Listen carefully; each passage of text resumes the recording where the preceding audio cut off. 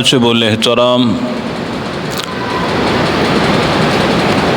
معزز سامعین، محترم بزرگوں، نوجوان ساتھیوں،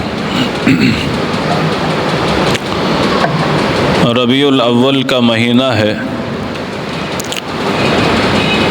آقا کریم علیہ السلام کی ربیع الاول کے مہینہ سے بہت ساری مناسبتیں ہیں۔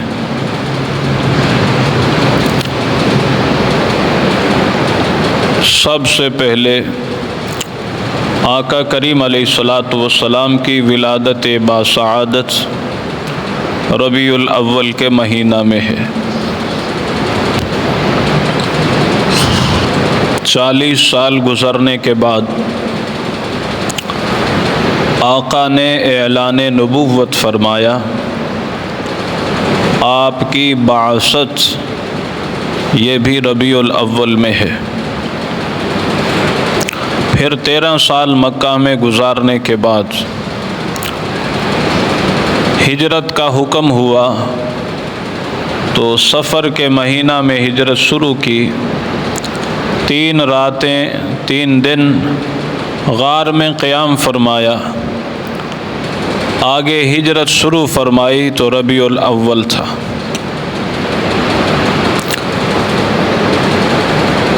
آقا کریم علیہ السلام کو اللہ نے 63 سال عمر عطا فرمائی۔ 63 سال گزارنے کے بعد اللہ کے پیغام کو پہنچانے کے بعد جس مقصد کے لیے اللہ نے بھیجا وہ مقصد پورا کرنے کے بعد آقا کریم علیہ السلام کی وفات وہ بھی ربیع الاول میں۔ ربیع الاول کی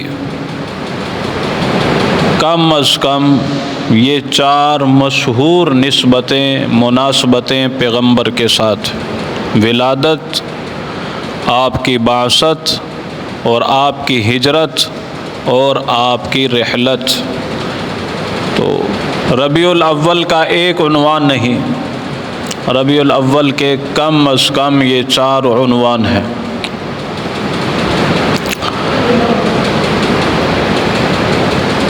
اکابر نے کچھ اس طرح سے بھی تعبیر کیا ہے کہ ولادت 2 طرح کی ہے۔ ایک آپ کا ظہور محمد بن عبداللہ صلی اللہ علیہ وسلم کے نام سے ہے، اور ایک آپ کا ظہور محمد الرسول اللہ صلی اللہ علیہ وسلم کی صورت میں ہے۔ تو یہ دونوں صورتیں، دونوں طرح کا ظہور یا دونوں طرح کی آپ کی یہ ولادت یہ ربیع الاول کے مہینہ میں ہے۔ پھر قربانیاں ہیں، مشقتیں ہیں، راستے میں رکاوٹیں ہیں، لیکن آقا کریم علیہ السلام کو جس مقصد کے لیے بھیجا گیا اس مقصد سے پیچھے نہیں ہٹے۔ ساری قربانیاں دی، مشقتیں اٹھائی، راستے کی رکاوٹیں عبور کی، اپنا جسم زخمی ہوا، خون بہا، سب برداشت کیا، لیکن مقصد سے 1 انچ بھی کیا ایسا سوچ بھی نہیں سکتے کہ آقا 1 انچ بھی اپنے مقصد سے پیچھے ہٹے۔ اسی مقصد کی تکمیل کے لیے آپ کو طائف کا سفر کرنا پڑا، آپ نے وہ کیا۔ طائف میں جو قربانیاں ہیں وہ بھی برداشت کی۔ مقصد کی تکمیل کے لیے مدینہ طیبہ ہجرت کرنی پڑی، آپ نے ہجرت فرمائی۔ اپنا گھر چھوڑنا پڑا، گھر چھوڑ دیا، علاقہ چھوڑا، کنبہ قبیلہ چھوڑا، حضرات صحابہ کرام، اہل بیت اطہار، خود پاک پیغمبر علیہ السلام کی طرح طرح کی قربانیاں ہیں، ساری قربانیاں پیش فرمائی ہیں، لیکن آقا مقصد سے پیچھے نہیں ہٹے۔ مقصد نبوت کیا تھا؟ مقصد بعثت کیا ہے؟ آپ کو بھیجنے کا مقصد کیا تھا؟ قرآن کہتا ہے وَإِن كَانُوا مِن قَبْلُ لَفِي ضَلَالٍ مُبِينٍ۔ آقا کریم علیہ السلام کی آمد سے پہلے لوگ گمراہی کے اندر تھے۔ کیسی کیسی گمراہیاں؟ جہالت ہی جہالت ہے۔ کس طرح کی جہالت ہے؟ لوگوں پر ظلم ہو رہا ہے، مزدوروں کی مزدوریاں ادا کرنے کے لیے کوئی تیار نہیں۔ کیسی جہالت ہے کہ اگر عورت پر کوئی داغ مفارقت، اگر کسی نے بیوہ کر دیا ہے تو بیوگی کا داغ ایسا ہوتا تھا کہ حقوق انسانی سے بھی اس کو محروم کیا جاتا۔ ایسی ضلالت اور گمراہی کہ بیت اللہ میں آتے اور لباس اتار دیتے۔ یہ تو وہ لباس ہے جس سے ہم یہ برائیاں کرتے ہیں، اب اللہ کے گھر میں بھی یہی لباس پہنے۔ یعنی جہالت اس قدر، اور سمجھ پہ بھی قربان جائیں بھئی جس جسم نے، جس ذات نے کیے وہ تو بیت اللہ میں ہے، لباس نے تو نہیں برائی کی تھی۔ خیر، لباس اتار کے ننگے طواف۔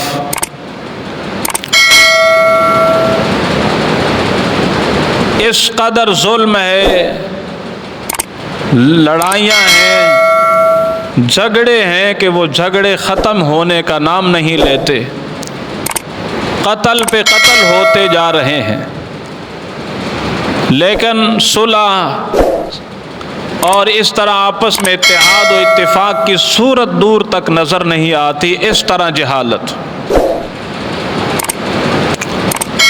ماؤں کے حقوق پامال، بہنوں اور بیٹیوں کے حقوق پامال، حتیٰ کہ بیٹی کو اپنے لیے ایسا ذلت سمجھتے کہ زندہ دفن کر دیتے۔ اور یہ اپنی طرف سے نہیں کہہ رہا، قرآن پاک میں اللہ جل شانہ نے اس دور کا ایک نقشہ ان آیتوں میں بیان کیا ہے۔ وَإِذَا بُشِّرَ أَحَدُهُم بِالْأُنثىٰ ظَلَّ وَجْهُهُ مُسْوَدًّا وَهُوَ كَظِيمٌ يَتَوَارَىٰ مِنَ الْقَوْمِ مِنْ سُوءِ مَا بُشِّرَ بِهِ أَيُمْسِكُهُ عَلَىٰ هَوْنٍ أَمْ يَدُسُّهُ فِي التُّرَابِ أَلَا سَاءَ مَا يَحْكُمُونَ۔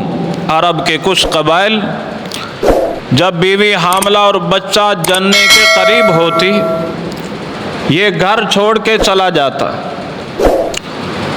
جب بچہ بیٹا پیدا ہوتا، اس کو بشارت دیتے، مبارکباد دیتے، یہ مبارکباد قبول کرتا اور گھر واپس آ جاتا۔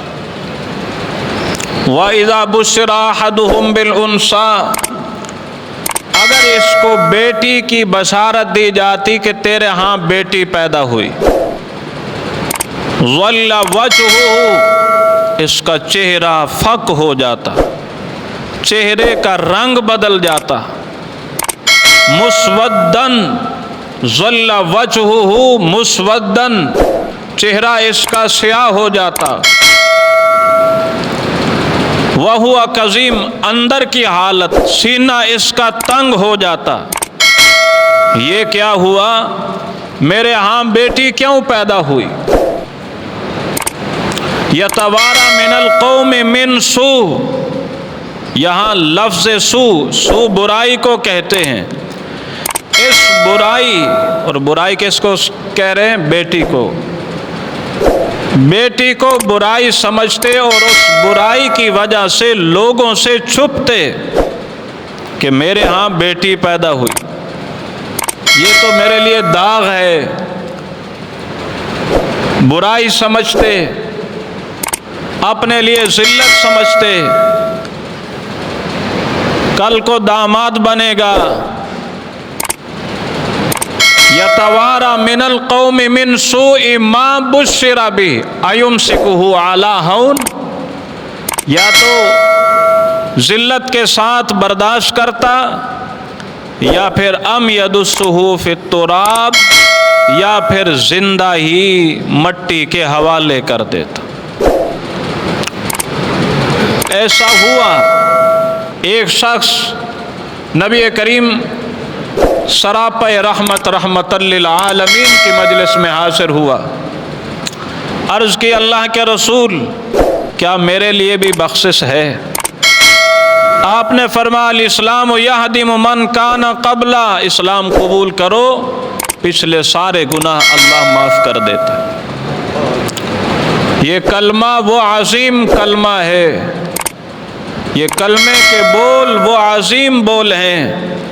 کافر و مشرک اور اس طرح کا ظالم اگر پڑھتا ہے تو پچھلے سارے معاف ہو جاتے ہیں، اور مومن، ایمان والا، عقیدے والا، اللہ اور اس کے رسول کی فرما برداری کرنے والا اگر یہ اس بول کو بولے گا تو یہ رب کا محبوب بنتا جائے گا، حتیٰ کہ کلمے کے الفاظ، کلمے کا ذکر سب سے اعلیٰ ذکر فرمایا، اور اس سے ثواب میں کوئی نہیں بڑھ سکتا مگر وہی شخص جس نے زیادہ بار پڑھا ہو۔ فرمایا کلمہ پڑھو پچھلے سارے معاف ہو جائیں گے۔ یا رسول اللہ میں نے بڑا ظلم کیا۔ کیا ظلم کیا؟ اللہ کے رسول اللہ نے مجھے بیٹی عطا فرمائی، میں گھر میں نہیں تھا، واپس آیا، کچھ عرصہ اس کو چھپائے رکھا، کچھ عرصہ میری بیوی نے چھپائے رکھا، میں آیا، کچھ عرصہ میں نے بھی برداشت کیا، لیکن آخر جہالت ہے، ظلم و ستم تھا، ضلالت و گمراہی تھی، لوگوں کی باتیں اور طعن و تشنیع مجھ پر اس طرح سے اثر انداز ہوئی کہ میں نے ایک دن فیصلہ کر لیا اور اس کی ماں سے کہا اس معصوم کی تیاری کرواؤ، اس کے ننہال لے جاتا ہوں۔ ننہال لے جانے کے بہانے سے اس معصوم کو اٹھایا اور لے لیا، اور ساتھ ہی کسی اور کدال بھی اٹھائے۔ معصوم لفظوں میں، معصوم لبوں اور معصوم زبان سے سوال کرتی ہے بابا اس کی کیا ضرورت ہے؟ میں کچھ نہیں بتاتا۔ چلتے چلتے راستے میں دوسرا راستہ جب اختیار کیا، کہنے لگی یہ راستہ تو ننہال کا راستہ نہیں، میں کچھ بھی نہیں بتاتا۔ یہ چلتے چلتے راستہ جنگل پہ ختم ہو گیا، میں وہاں گڑھا کھودنا شروع کر دیا، میں نے وہاں کھودنا شروع کر دیا۔ وہ معصوم پھر سوال کرتی ہے بابا اس کی کیا ضرورت ہے؟ یہ کیا کر رہے ہو؟ کیا کرنا چاہتے ہو؟ میں کچھ نہیں بتاتا، حتیٰ کہ وہ اپنے معصوم ہاتھوں سے، نرم ہاتھوں سے مٹی بھی ہٹاتی ہے، میرا پسینہ بھی صاف کرتی ہے۔ مجھے پھر بھی کوئی رحم نہیں آیا، کوئی ترس نہیں آیا۔ گڑھا جب کھود لیا، آخر اس کو اٹھایا اور اس گڑھے کے اندر زندہ ڈال دیا۔ وہ چیخ رہی ہے، پکار رہی ہے، رو رہی ہے، بابا میرے ساتھ اس طرح سے ظلم نہ کرو، میں آپ کے گھر کبھی نہیں آؤں گی، میں آپ پر بوجھ نہیں بنوں گی، آپ کے لیے میری طرف سے کوئی ذلت اور رسوائی نہیں ہوگی۔ لیکن اے اللہ کے رسول، مجھے رحم نہیں آیا۔ اب یہ شخص اپنی کارگزاری سنا رہا ہے۔ سراپے رحمت، رحمت دو عالم، رحمت للعالمین صلی اللہ علیہ وسلم کے ہاں آنسو برس رہے ہیں، صحابہ بھی رو رہے ہیں۔ آقا کریم علیہ السلام کو پھر یہ شخص کہتا ہے، اللہ کے رسول، بہرحال اسی طرح سے زندہ مٹی میں دفن کر دیا، اور جب سے کیا ہے نیند نہیں آتی، جب سے یہ کیا ہے سکون اڑ گیا ہے، جب سے یہ کیا ہے کہیں کچھ اچھا لگتا ہی نہیں۔ تو آقا نے پھر وہی ارشاد فرمایا، الاسلام یہدم من کان قبلہ، اسلام قبول کرو، اللہ پچھلے گناہوں کو معاف کر دے گا۔ عرض کرنے کا مقصد، اس طرح سے ظلم ہی ظلم تھا، ستم ہی ستم تھا، ضلالت ہی ضلالت تھی، گمراہی ہی گمراہی تھی، یوں کہو دور تک خزاں ہی خزاں تھی، بہار نہیں تھی، یا باغات اجڑ چکے ہیں، فصلیں ویران ہو چکی ہیں، دور دور تک باران رحمت کا نام نہیں ہے، اس طرح سے خزاں ہی خزاں ہے۔ تو جب یہ خزاں بڑھ گئی تو اللہ نے رحمت کے بھیجنے کا ارادہ فرمایا۔ جب بھی باران رحمت آتی ہے اس سے پہلے ٹھنڈی ہوا کے جھونکے آتے ہیں، اور وہ ہوا کے جھونکے بتاتے ہیں پیچھے رحمت آ رہی ہے، پیچھے باران رحمت ہے، بادل اٹھتے ہیں بتاتے ہیں کہ باران رحمت کی آمد ہے۔ تو اس طرح سے عالم میں حیا گم تھا، ہدایت نہ تھی، زمین بھی حق کو ترس رہی تھی، شرک ہی شرک تھا، کفر ہی کفر تھا، آسمان بھی آمد مصطفیٰ میں ترس رہا تھا کہ یہاں توحید کا نام ہی نہیں۔ تو اللہ جل شانہ نے احسان فرمایا، ایسا احسان فرمایا کہ جس احسان کو اللہ نے خود قرآن میں ذکر کیا ہے، جس احسان کا تذکرہ اللہ نے قرآن میں فرمایا، جبکہ وہ ایسا رب ہے، وہ ایسا مالک ہے، ایسا خالق ہے، ایسا رب العالمین ہے، اس کی عطائیں بے انتہا، اس کے کرم کی کوئی حد و انتہا نہیں، اس کے فضل اور احسان کو گمان نہیں کیا جا سکتا۔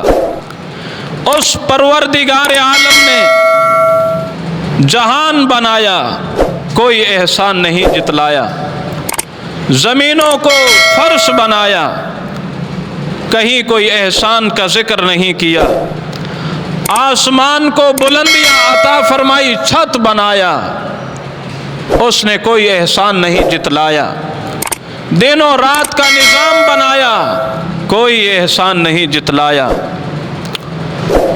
سورج کو یوں گرمی عطا فرمائی، چاند کو چاندنی عطا فرمائی، ستاروں کو روشن اور چمکدار بنایا، جہان کو اس طرح سے مزین کیا، کوئی احسان نہیں جتلایا، انسانی نظام، انسانوں کو بنایا اور اپنی قدرت کے ایسے کرشمے دکھائے کہ خلقنا الانسان من سلالۃ من طین ثم جعلناہ نطفۃ فی قرار مکین۔ تخلیق انسان میں احسان ہی احسان، قدرت ہی قدرت ہے، انسان تیرا نام و نشان نہیں تھا، کہیں مٹی کے ذرات، کہیں غذاؤں اور پھلوں میں تیرا مادہ تھا، وہاں سے جمع کیا، باپ کے صلب میں لایا گیا، وہاں سے چلایا، ماں کے رحم میں ٹھہرایا، اور ماں کے رحم میں کیا تغیر و تبدل ہے۔ ثم خلقنا النطفة علقة فخلقنا العلقة مضغة فخلقنا المضغة عظاما فكسونا العظام لحما ثم انشأناه خلقا آخر فتبارك الله احسن الخالقین۔ یہ نطفہ ہے، علقہ ہے، مضغہ ہے، گوشت کا جمع ہوا خون ہے، پھر یہ بوٹی ہے، پھر یہ لوتھڑا ہے، پھر یہ بوٹی ہے، پھر اس بوٹی کو ہڈی بنایا، پھر اس ہڈی پہ گوشت چڑھایا، ثم انشأناه خلقا آخر، اس طرح سے ایک نرالی مخلوق بنایا۔ کیسی نرالی؟ فتبارک اللہ احسن الخالقین، بنانے والا بھی خود ہے، اور یوں گویا ہوا کہ میں نے ساری مخلوقات میں اس کو سب سے حسین بنا دیا۔ یہ بھی اس مالک کا احسان ہے، لیکن احسان نہیں جتلایا۔ جب آمنہ کے لال کو، در یتیم کو، انبیاء کے سرتاج کو، امام الانبیاء کو، خاتم المرسلین کو، سید الاولین والآخرین کو، تاجدار انبیاء کو، تاجدار ختم نبوت کو، یوں نبوت و ختم نبوت کا تاج پہنایا ہے، تو رب بھی قرآن میں بول اٹھا، لقد من اللہ، اللہ نے احسان فرمایا۔ اور احسان بھی ایسا، لام تاکید ہے، قد تحقیق ہے، تاکید بھی ہے، تحقیق بھی ہے، تاکید و تحقیق کے ساتھ، تاکید و تحقیق کے الفاظ کے ساتھ مالک بول اٹھا کہ تحقیق میں نے احسان فرمایا۔ کیا احسان ہے؟ کن پر احسان ہے؟ یہ بات بعد میں کرتا ہوں، کن پر احسان ہے؟ اذ بعث فیہم رسولا من انفسہم، سارے مسئلے ہی واضح کر دیے، اعتراض کھول کے رکھ دیے۔ احسان کیا ہے؟ احسان بعثت رسول ہے، احسان بعثت رسول ہے۔ اور بعثت کہاں سے، کن سے فرمائی ہے؟ نبوت عطا کی ہے، تاج نبوت سر پہ سجایا ہے، احسان ہے۔ یہ نبوت کن کو دی ہے؟ کس جنس کو دی ہے؟ کس نسل کو دی ہے؟ یہاں ذی العقول جو ہیں وہ تین ہیں، فرشتے ہیں، اور اس طرح جنات ہیں اور انسان ہیں۔ ربا محبوب جو بنایا، احسان فرمایا اور بنا کے بھیجا، تو کس جنس سے بھیجا ہے؟ ان کی جنس واضح کر دی، من انفسہم، احسان فرمایا علی المؤمنین، احسان تو سب پر ہے۔ آمنہ کے لال کی آمد، آپ کی بعثت و نبوت، آسمانوں پر احسان ہے، زمینوں پر احسان ہے، کائنات پر احسان ہے، مخلوقات پر احسان ہے، مظلوموں پر احسان ہے، بے کسوں پر احسان ہے، اس طرح عورتوں پر احسان ہے، مردوں پر احسان ہے، سب پر احسان ہے۔ اس احسان سے سب سے زیادہ فائدہ اٹھانے والے علی المؤمنین ہے، اس لیے فرمایا احسان مومنین پر فرمایا ہے۔ اور جن سے انسانیت سے بنایا ہے۔ سمجھیے اس بات کو، یہ جنس فرشتوں کی جنس ہے، نوری مخلوق ہے، ان میں انسانیت والا کوئی تقاضا ہے ہی نہیں، یہ ایک الگ جنس ہے۔ اگر آئیڈیل ان کو بنا دیا جاتا، ان میں سے رسول بنا دیا جاتا، تو پھر ہم ان کی اتباع کیسے کر سکتے؟ کیونکہ وہ تو انسانی تقاضوں سے پاک ہیں، ہمارے ساتھ تقاضے ہیں، ہم ان کے اتباع کیسے کرتے؟ جن سے جنات ہے، یہ ایک الگ جنس ہے۔ ان کو نار سے دیکھو، ویسے تو مادہ ہے لیکن نار کا غلبہ ہے، آگ کا غلبہ ہے۔ یہ جنس انسانیت ہے جس کی ابتدا آدم علیہ السلام سے ہے، اور مادہ غلبہ مٹی کا ہے، پانی بھی ہے، ہوا بھی ہے، روشنی بھی ہے، یہ ساری چیزوں کو ملایا ہے۔ پھر آدم علیہ السلام کا ڈھانچہ اللہ نے تیار فرمایا اور اپنا امر روح مبارک ڈالی، تو یہ جنس انسانیت۔ اب آپ بتائیں کہ انبیاء علیہ السلام کا سلسلہ کس جنس سے چلا ہے؟ آدم علیہ السلام کی اولاد ہیں، جنس انسانیت ہے۔ اس بعث فیہم رسولا من انفسہم، اس جنس سے بنا کے آپ کے اندر بھیج دیا ہے۔ اب بھیجا کس لیے ہے؟ کیا مقصد ہے بعثت کا؟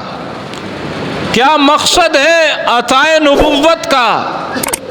کیا مقصد ہے عطائے رسالت کا؟ یتلو علیہم آیاتہ، قرآن کہتا ہے محبوب کو اس لیے بھیجا ہے کہ اللہ کے قرآن کی آیتیں آپ پر تلاوت فرمائیں۔ کیا مطلب ہے تلاوت کا؟ یہ قرآن کیا ہے؟ رب کا کلام ہے، اللہ کا پیغام ہے، اس پیغام کو پہنچانا، یہ آمنہ کے لال کا مقصد ہے۔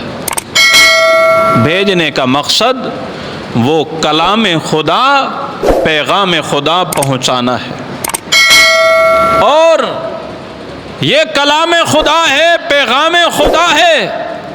یعلمہم الکتاب، اب اس پیغام کو تمہیں تعلیم بھی دینا ہے، یہ مقصد بعثت رسول ہے۔ اور والحکمہ، یہ نبی ہیں، ان کے بول حدیث ہے، اور حکمت سے مراد حدیث لیا گیا ہے۔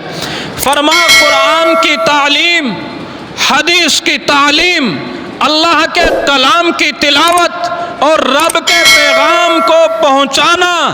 یا ایھا الرسول بلغ ما انزل الیک من ربک وان لم تفعل فما بلغت رسالتہ واللہ یعصمک من الناس، لوگوں سے مت گھبرائیے، حفاظت کا انتظام میرے ذمہ ہے، آپ کما حق ہو، اس لیے بھیج رہا ہوں، اس لیے بھیج رہا ہوں، کما حق ہو، پیغام پہنچائیے۔ خدا نخواستہ ایسا ہے نہیں، اگر پیغام کے پہنچانے میں کمی ہوئی تو آپ نے اپنے منصب کا حق ہی ادا نہیں، لیکن ایسا ہرگز نہیں ہے۔ بھائیو، آقا کی ولادت خوشی ہے، آقا کی بعثت خوشی ہے، آقا کی ہجرت یہ نصرت ہے اور ترویج ہے اور اشاعت دین ہے، خوشی ہے۔ تو بھائی خوشی میں مقصد کو مت بھولیے، مقصد وہ مقصد رب کا پیغام پہنچانا، رسول اللہ کی تعلیمات کو سینے سے لگانا۔ آپ خوشی کریں لیکن مقصد سے مت ہٹیں، آپ خوشی منائیں لیکن مقصد سے مت ہٹیں۔ مقصد اتباع ہے، مقصد سنت ہے، مقصد اللہ کا پیغام ہے، مقصد دین کی ترویج ہے، احیاء دین ہے، اشاعت دین ہے، خود دین کے خلاف ہو آپ خوشی کا نام دیں، یہ تو بالکل خلاف شرع ہے۔ اتباع کے خلاف ہو آپ خوشی کا لیبل لگائیں، یہ تو اتباع کے خلاف ہے۔ آقا کے سب سے زیادہ جانثار، وفادار، حبدار، آپ کی ذات اور بعثت اور نبوت اور رسالت سے سب سے زیادہ فائدہ اٹھانے والے وہ مومنین ہیں، اور مومنین میں جو پہلا طبقہ ہے حضرات صحابہ کرام کا، سب سے زیادہ فائدہ انہوں نے اٹھایا ہے۔ ان کے مطابق اگر خوشی ہے تو یہ خوشی ہے۔ اگر ترتیب صحابہ سے ہٹ کر، سنت سے ہٹ کر، شریعت سے ہٹ کر آپ فضول خرچی میں، آپ بے جا کاموں میں، یا آپ بالکل صریح غلط کاموں میں مبتلا ہو کر خوشی کا نام دو، یہ خوشی نہیں ہے، یہ خلاف شرع ہے، یہ خلاف سنت ہے، یہ ترتیب صحابہ کے بھی خلاف ہے۔ آپ اس کو دین کہو یا اس پر فضائل سناؤ، یہ تو گمراہی ہی گمراہی ہو سکتا ہے اور کچھ بھی نہیں۔ اس لیے آقا کی آمد پر خوشی ہے، آپ کی بعثت پر، آپ کی نبوت پر، آپ کی ختم نبوت پر، آپ کی رسالت پر ہمیں خوشی ہے، لیکن خوشی منائیں گے کس طرح سے؟ جس طرح سے آقا کے یاروں نے، آپ کے جانثاروں نے، آپ کے وفاداروں نے، اور صدیق اکبر نے، فاروق اعظم نے، حضرت عثمان نے، شیر خدا نے، اصحاب مصطفیٰ نے، یا اہل بیت اطہار نے اس کا اظہار کیا ہے، ہم اس طرح سے کریں گے۔ اور اس اظہار میں ہمارے یہ آج کل کے طور طریقے، رواجات اور یہ جو صورتیں ہیں، ادھر سجاؤ ادھر سجاؤ، ادھر لائٹیں کرو ادھر چراغاں کرو، یہ جہاں ضرورت ہے وہاں تو لگاؤ، کوئی منع نہیں کرتا، لیکن جہاں ضرورت نہیں یہ تو فضول خرچی ہے۔ بھائی مہمان آ گیا ہے، خوشی ہے، گھر بھی سجا لیا، دیواریں بھی سجا لی، بازار بھی سجا لیا، سارے کام کر لیے، لیکن مہمان بیچارے کو بھوک لگی ہے، پانی پوچھتا نہیں، اس کو کھانا دیتا نہیں، اس کو پیاس لگی ہے، مشروب پیش نہیں کرتا، تو آپ بتاؤ یہ مہمان کا اکرام ہے؟ ارے اس سے مہمان کو کیا فائدہ؟ اس سے کیا فائدہ؟ کیا اس کو کیا مل رہا ہے؟ آپ دیواریں بھی سجاؤ، بازار بھی سجاؤ، گلیاں بھی سجاؤ، لیکن فجر کی نماز ادا نہ ہو اور خلاف شرع ہو، خلاف سنت ہو اور ان المبشرین کا مصداق ہو، تو بھائیو پھر یہ آمد اور آمد پر اس طرح سے ان کاموں کا کیا فائدہ؟ خدا کے لیے پہلے بڑی مہنگائی ہے، آپ فضول خرچیاں کر کے اور مہنگائی نہ بڑھاؤ۔ میں فضول خرچی کی بات کر رہا ہوں، خلاف شرع کی بات کر رہا ہوں، خلاف سنت کی بات کر رہا ہوں، خلاف اتباع صحابہ کی بات کر رہا ہوں، کیونکہ اس کے خلاف جو کچھ بھی ہے وہ سب کا سب غلط ہے، وہ صحیح، اور اس میں مال لگانا بھی صحیح، بولو، اس میں وقت لگانا بھی صحیح، اس میں اپنے استعدادوں کو لگانا بھی صحیح نہیں ہے۔ اللہ ہمیں بھی سمجھ عطا فرمائے، ہمارے بچوں کو بھی سمجھ عطا فرمائے، ہمارے عزیزوں کو بھی سمجھ عطا فرمائے، ہمارے آس پاس والوں کو بھی سمجھ عطا فرمائے۔ آقا کی خوشی ہے، غریبوں کی مدد کریں گے، کہو انشاءاللہ۔ آقا کی آمد کی خوشی پر اس دفعہ میں مظلوموں کا ساتھی بنوں گا، میں حق کا ساتھی بنوں گا۔ آقا کی خوشی میں نعرہ لگاتا ہوں، آقا کی سنت کو سجاؤں گا۔ میں خوشی ہے، مجھے خوشی ہے، لیکن خوشی میں इत्तिबाए रसूल का ऐलान करता हूँ, गुलामी रसूल का ऐलान करता हूँ। मर तो सकता हूँ, खिलाफ शरा नहीं करूँगा। मर तो सकता हूँ आका की खुशी में, सूद का कोई लुकमा नहीं खाऊंगा, यूं हम खुशी को मनाएंगे इंशाअल्लाह। मर तो सकता हूँ, रिश्वत का एक टका भी नहीं ले सकता, आका की खुशी में यूं मैं मीलाद मनाऊंगा इंशाअल्लाह। मैं मर तो सकता हूँ, हराम का लुकमा मेरे जिस्म में नहीं जाएगा, मैं यूं मीलाद मनाऊंगा इंशाअल्लाह। मैं मर तो सकता हूँ लेकिन खिलाफ शरा, खिलाफ सुन्नत और अल्लाह और उसके रसूल के फरामीन के खिलाफ कदम नहीं उठाऊंगा, यूं खुशी में इजहार करता हूँ। करते हो इजहार इंशाअल्लाह? तो इससे इंशाअल्लाह फ़ायदा होगा, मुल्क भी तरक्की करेगा, मिल्लत भी तरक्की करेगी, हमें भी फ़ायदा होगा, लोगों को भी इससे फ़ायदा होगा। वरना फ़ुज़ूल ख़र्चियाँ, इससे कुछ फ़ायदा नहीं, और फ़ुज़ूल ख़र्ची में लगाना नाजायज़ है, शरन भी नाजायज़ है, बल्कि शयातीन के भाई कहा है। अल्लाह ताला हम सब को समझ अता फ़रमाए और अमल की तौफ़ीक़ अता फ़रमाए।